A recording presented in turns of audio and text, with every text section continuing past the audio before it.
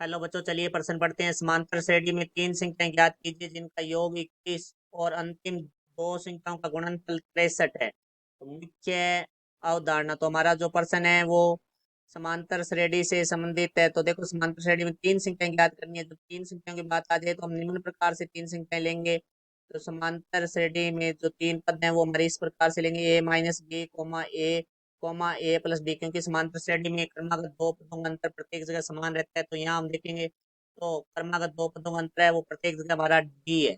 तो अब देखो, हम प्रश्न के बारे में बात करते हैं। तो प्रश्न में कहा गया इन समांतर तीन पदों का योग है वो 21 है। तो ए माइनस बी प्लस डी बराबर हमारा आ जाएगा 21। तो यहाँ डी से हमारा डी कट जाएगा, तो ए प्लस ए हमारे पास आ गया 3a बराबर है 21। तो यहाँ से ए बराबर आ जाएगा, तीन गुना में, तो बराबर से दूसरी तरफ आके भाग में हो जाएगा, तो 21/3। तो यहाँ से एक का मान आ चुका है हमारे पास, 21 में 3 का भाग देंगे तो 7।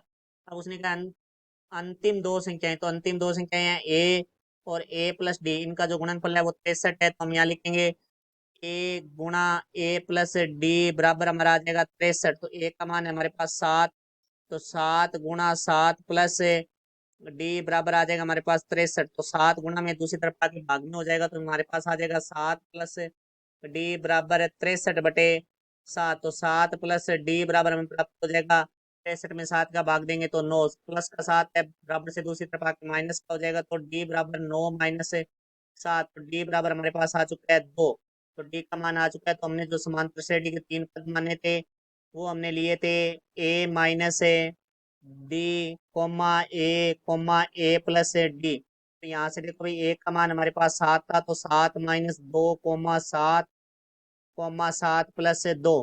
तो यहाँ से देखो भाई, 7 में से 2 घटाएंगे तो हमारे पास आ जाएगा 5। फिर कोमा 7, फिर 7 में 2 जोड़ेंगे तो 9। तो हमारी जो समांतर श्रेणी के तीन पद होंगे वो होंगे 5 कोमा 7 कोमा 9। ये हमारे प्रश्न का उत्तर हुआ। आशा करता हूँ समझ आया होगा। धन्यवाद।